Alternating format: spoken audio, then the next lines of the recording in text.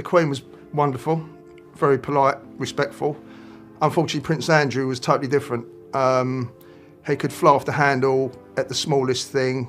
He would be abusive. The staff who worked for Prince Andrew and Sarah Ferguson endured things that would make most people walk out without looking back. Now their story is finally being told. What were the habits that pushed loyal staff to breaking point? How did a royal household fall so completely apart from the inside? Join us as we uncover the truth that the palace never wanted spoken out loud. The scandal that reopened, a royal nightmare. There are stories that never really go away. They go quiet for a while. They sink beneath newer headlines and fresher controversies, but they do not disappear. They wait. When the right moment arrives, they come back with more force than they had the first time around. That is exactly what happened when the Jeffrey Epstein files resurfaced. Not a trickle of information, not a carefully managed disclosure, a flood. Names, dates, connections, details that powerful people had spent years and extraordinary amounts of money trying to keep buried. Sitting at the center of that flood, as he had been before, was Prince Andrew, Duke of York, second son of Queen Elizabeth II, a man whose relationship with Epstein had already cost him more than almost any scandal in modern royal history. The British public watched Andrew step back from royal duties in November of 2019, following what many described as the most catastrophic television interview ever given by a senior royal. His conversation with the BBC's Emily Maitlis did not draw a line under the Epstein connection. It deepened it. Within 48 hours, his charitable patronages began to fall away. His working royal status was gone. He retreated behind the gates of Royal Lodge and fell silent. Silence, as this story makes clear, is not the same as resolution. The Epstein connection is only the surface layer of what this story is about. Beneath the scandal, beneath the headlines and the carefully worded palace statements, there was another story entirely. One that did not play out in courtrooms or television studios. It played out behind closed doors, in the corridors and kitchens of a royal household that had been quietly unraveling for years before anyone outside those walls knew to ask why. What the staff experienced during those years was never meant to go public, because what eventually reached Queen Elizabeth herself would shake even the most loyal members of the institution to their core. The complaints so serious they reached the Queen.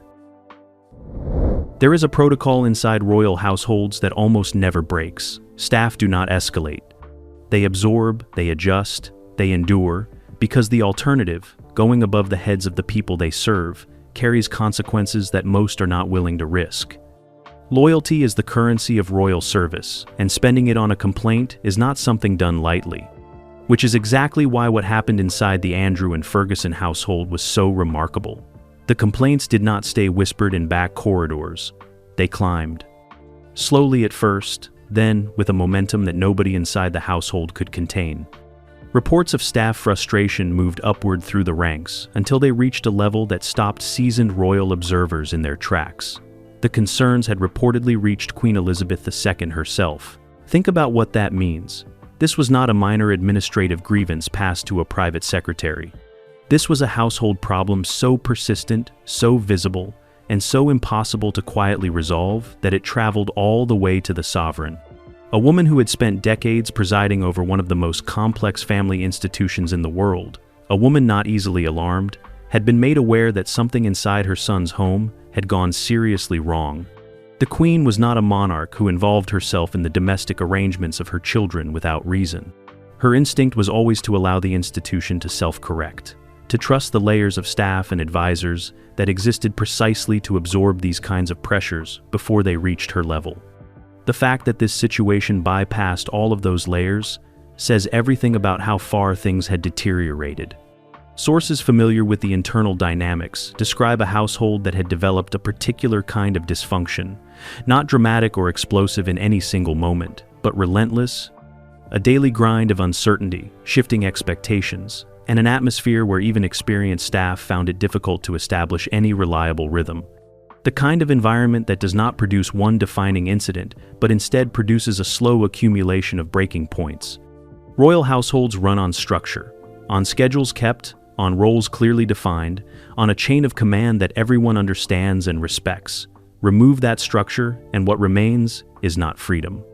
It is chaos, dressed in very expensive surroundings. The escalation to the Queen was the moment that chaos became impossible to deny.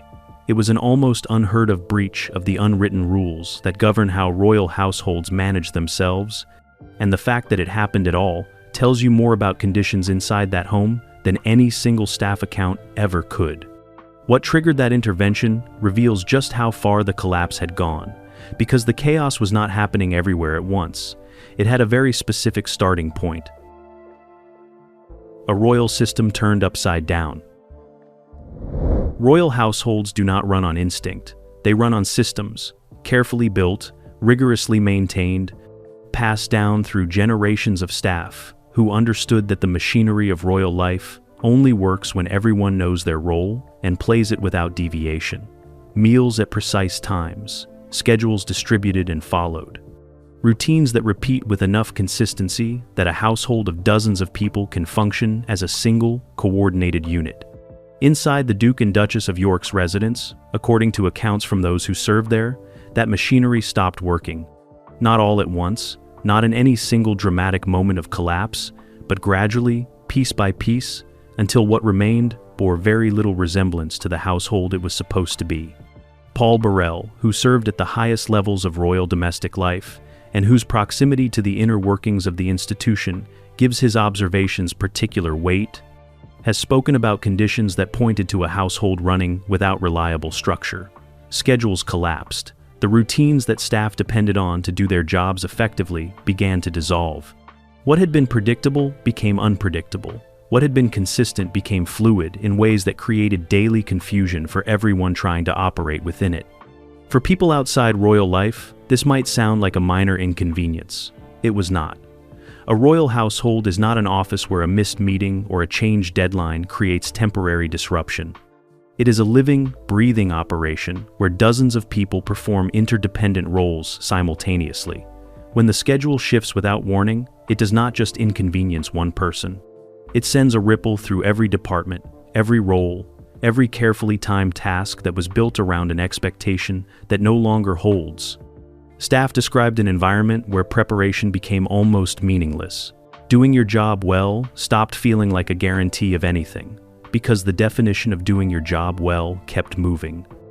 You could plan meticulously for one version of a day and find by mid-morning that the entire framework had changed. The psychological weight of that kind of ongoing uncertainty is something that experienced royal staff, people trained to handle complexity and pressure, found genuinely difficult to absorb. What made it harder was the absence of a clear explanation.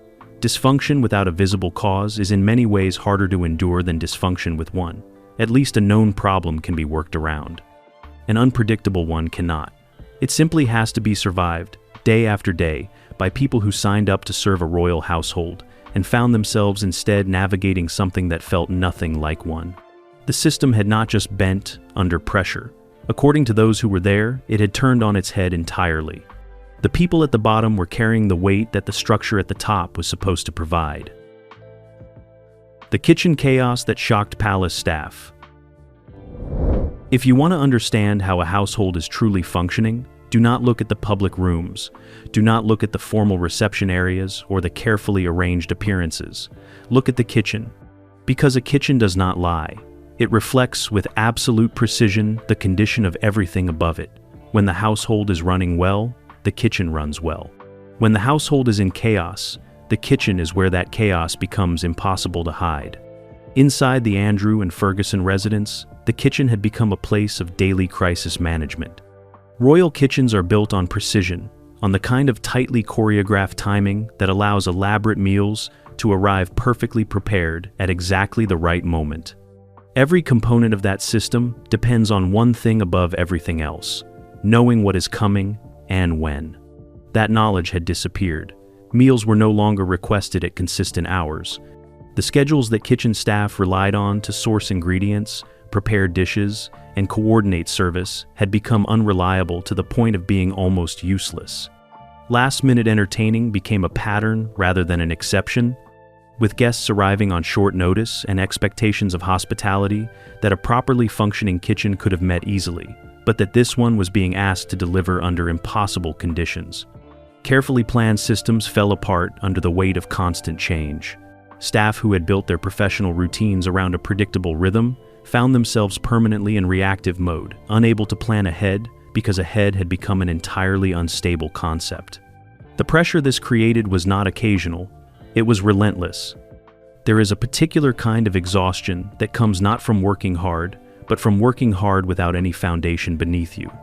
Kitchen staff in a royal household are already operating at a high level of demand. Add to that the removal of every reliable structure they depend on, and what you get is not just stress. You get a team of skilled professionals being systematically worn down by a system that has stopped functioning as a system at all. Accounts from those familiar with conditions inside the household describe a kitchen environment where even the most experienced staff struggled to maintain the standards they had been trained to uphold, not because they lacked skill or commitment, but because the conditions made those standards nearly impossible to consistently meet. The kitchen meltdown was not a story of incompetent staff failing a demanding household. It was a story of competent staff being failed by a household that had lost the ability to function with any reliability. Working for Andrew, pressure, power, and fear. There is a particular kind of pressure that does not announce itself loudly. It does not arrive in a single explosive moment or a dramatic confrontation. It builds quietly, accumulating in the small daily interactions between a person in power and the people who serve them, until the weight of it becomes the defining feature of every working hour inside that household. Research from royal biographer Andrew Loney, whose work on the Duke of York drew on extensive sourcing from people with direct knowledge of the household, paints a picture of an environment shaped heavily by Andrew's personal expectations. Those expectations were not modest. Loyalty was not something that could be earned gradually or demonstrated over time. It was assumed from the first day, demanded as a baseline rather than offered as a reward for proven service. Instructions, according to accounts sourced by Lowney, could be unclear. Not deliberately so, but in the way that characterizes someone who has never had to articulate their needs with precision, because those needs have always been met before the articulation was necessary. When you grow up in an environment where anticipating your requirements is someone else's full-time job, the habit of clear communication does not always develop naturally.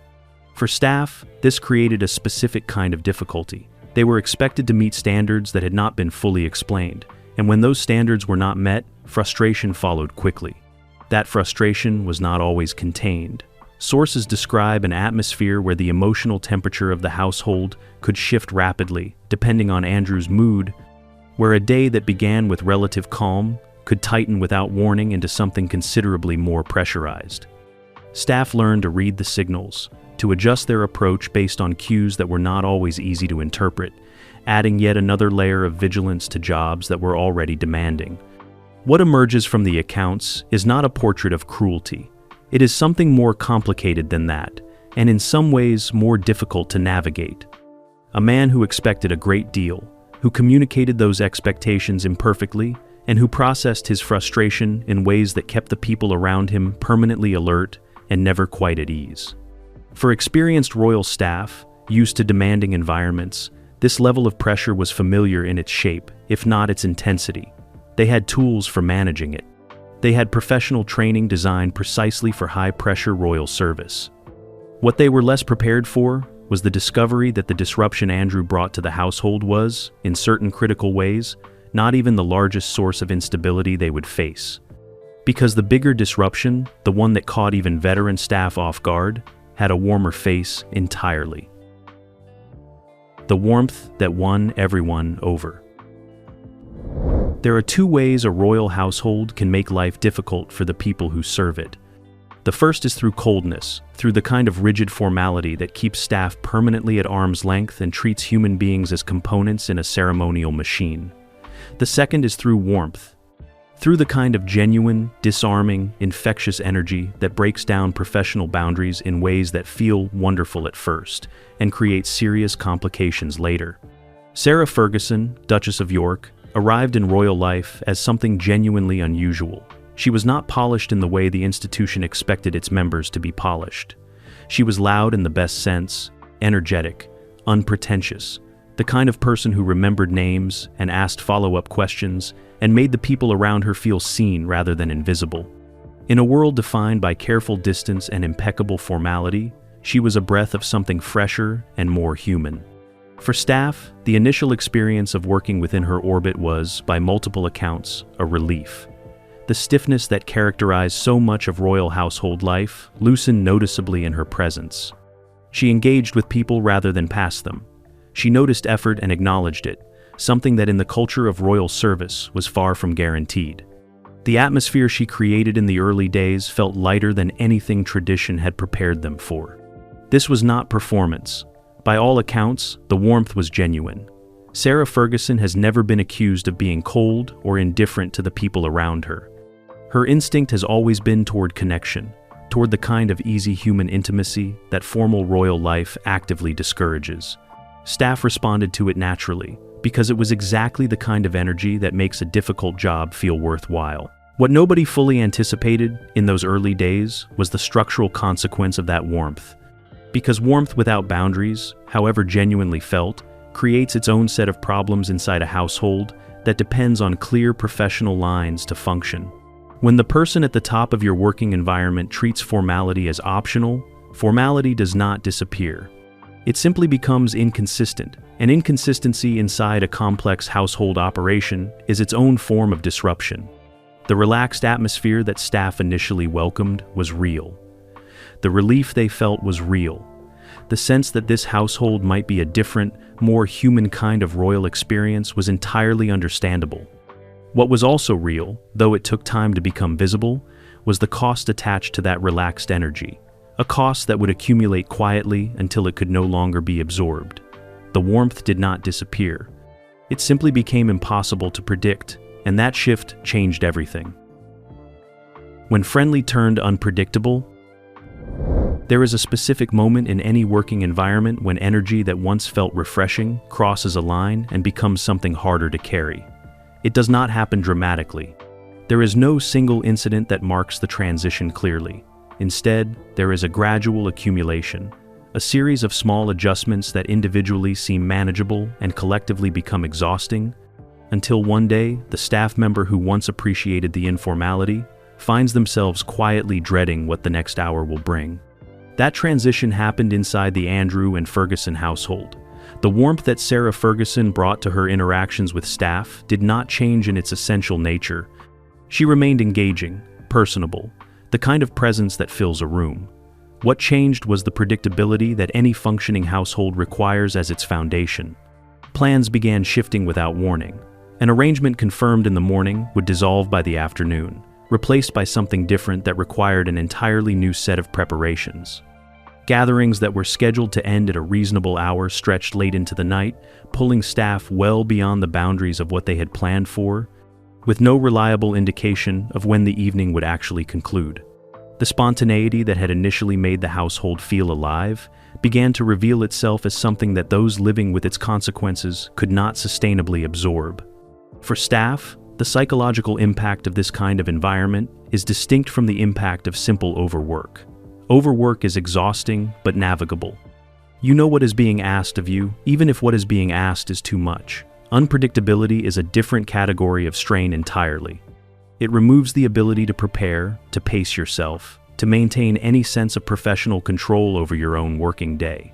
You are not just doing your job, you are permanently braced for your job to change shape without notice. Accounts from those familiar with conditions inside the household describe staff who became increasingly worn not by any single demand, but by the relentlessness of the adjustment. Every day required a fresh recalibration. Every plan was provisional. Every preparation carried the unspoken qualification that it might not be needed in the form it was made. What had felt like freedom in the early days, the looseness, the lack of rigid formality, revealed itself over time as the absence of something staff had not fully valued until it was gone. Structure is not simply a bureaucratic convenience inside a royal household. It is the thing that makes sustainable professional service possible. Remove it, and you do not create liberation. You create a particular kind of grinding uncertainty that, over time, breaks people down in ways they often cannot fully articulate even to themselves. The atmosphere had shifted from refreshing to relentless. The household that had once felt like a welcome departure from royal rigidity had become something that experienced staff struggled daily to endure. Over time, that unpredictability did not just tire people out. It began to break them down in ways that went far beyond exhaustion. Trapped in a house of unpredictable demands. There is a point in any prolonged, difficult environment where stress stops being a reaction and becomes the atmosphere itself. It is no longer something that spikes in response to a specific incident and then subsides. It becomes the permanent condition of every working hour, the background noise that staff carry with them from the moment they arrive until the moment they leave, and sometimes long after they have gone home. That point had been reached inside the Andrew and Ferguson household. What staff described was not an environment defined by occasional crisis. Accounts from those familiar with conditions inside the household, it was an environment where crisis had become the default setting, where the absence of pressure was so rare that its presence was no longer remarkable. Uncertainty was not an interruption to normal working life. It was normal working life. Expectations changed daily. A standard that was acceptable on Monday could become inadequate by Wednesday, without any clear explanation of what had shifted or why. Staff who had spent years developing professional instincts calibrated to the demands of royal service found those instincts becoming unreliable, not because their skills had diminished, but because the environment they were applying those skills to had become too unstable to read accurately.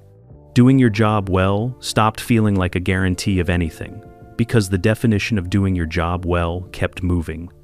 The psychological consequence of this kind of sustained uncertainty is well documented outside the context of royal service. When people cannot establish reliable cause and effect relationships between their efforts and their outcomes, something fundamental erodes. The professional confidence that allows skilled staff to perform at their best requires a degree of environmental stability to function. Strip that stability away consistently enough, and what you are left with is a workforce that is permanently reactive, permanently braced, never fully able to settle into the kind of focused competence their roles demand. Sources familiar with the internal dynamics describe staff who had developed a particular kind of hypervigilance. An almost involuntary alertness to signals that something was about to change, to shifts in atmosphere that indicated a new demand was coming or an existing arrangement was about to dissolve. The energy required to maintain that level of alertness, day after day, is considerable. It is energy that cannot simultaneously be directed toward doing the job itself. What is most striking about the accounts from this period is not the presence of dramatic incidents. It is the relentless ordinariness of the dysfunction. No single catastrophe, just a household grinding its staff down slowly, consistently, and without any visible sign that the pressure would ease. Even after the marriage between Andrew and Ferguson ended, the tension that had built inside those walls did not dissolve with it. In some ways, what came next proved even harder to endure. After the fall, more pressure, less power. Divorce inside a royal household does not work the way it works in ordinary life. In ordinary life, separation brings a kind of structural reset. Two people disentangle their lives, establish new arrangements, and the people around them adjust to a changed but eventually stable new reality. Inside the royal institution, separation is considerably more complicated.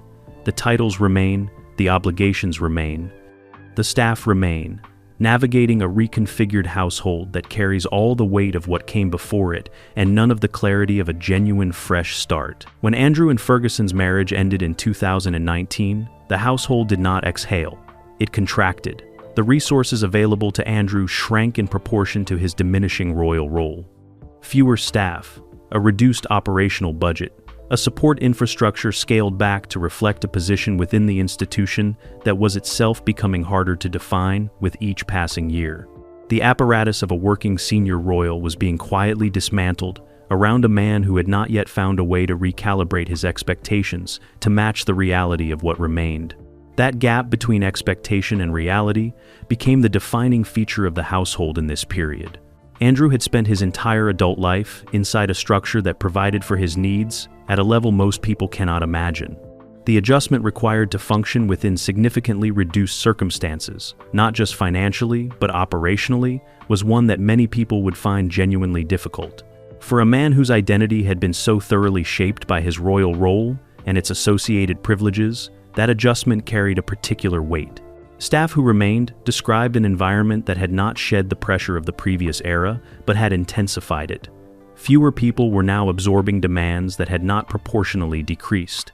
The expectations that shaped daily life inside the household had not scaled down to match the scaled-down reality. What had once been distributed across a larger staff was now concentrated onto a smaller team, operating with less support and less margin for the kind of disruption that had characterized the household for years. The stress that had accumulated through the Ferguson years did not dissipate after her departure. It compressed. A smaller household carrying a larger proportional burden, serving a man who was himself under extraordinary external pressure, facing public scrutiny of a kind that showed no sign of easing. For the staff who remained through this period, loyalty had become something that cost them considerably more than it once had. The institutional protection that royal service had traditionally provided felt thinner than it ever had before. Then came a move that made clear, more than anything else, just how dramatically the ground beneath Andrew's feet had shifted. The quiet life that couldn't escape the past. There are moments in a public life when a physical move is meant to signal something, a fresh start, a recalibration, a visible demonstration that the chapter everyone has been watching has finally closed, and something quieter, more manageable, more sustainable has taken its place. The move from Royal Lodge to a more modest arrangement on the Sandringham estate was framed, in the way these things are always framed, as exactly that kind of moment. It was not.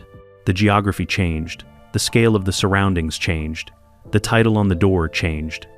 What did not change was the weight that Andrew carried with him through that door, because weight does not respond to postcode. The past that had accumulated across decades of public life, the Epstein Association, the catastrophic interview, the slow institutional withdrawal, the household dysfunction that staff had endured for years, none of it was left behind at Royal Lodge. It made the journey to Sandringham without losing a single piece of itself. The signal the move sent to those watching closely was not one of renewal, it was one of diminishment. A man who had once occupied one of the most prominent positions in the royal family, who had been celebrated as a war hero following the Falklands conflict, who had represented the crown across decades of official engagements, was now navigating a significantly reduced footprint within the institution that had defined his entire existence. For some staff, the reduction in footprint meant a reduction in willingness. Reports emerged of household workers declining to take positions in Andrew's reduced establishment, a development that in the culture of royal service carries a particular significance. Royal household roles are competitive, sought after, professionally prestigious. When staff begin declining them, it communicates something about the environment inside that no official statement can effectively counter. The institution itself had stepped back with a deliberateness that was impossible to misread. The financial support, the public role, the protective infrastructure that the palace provides to working members of the family, all of it had contracted to a point that left Andrew occupying a deeply ambiguous position.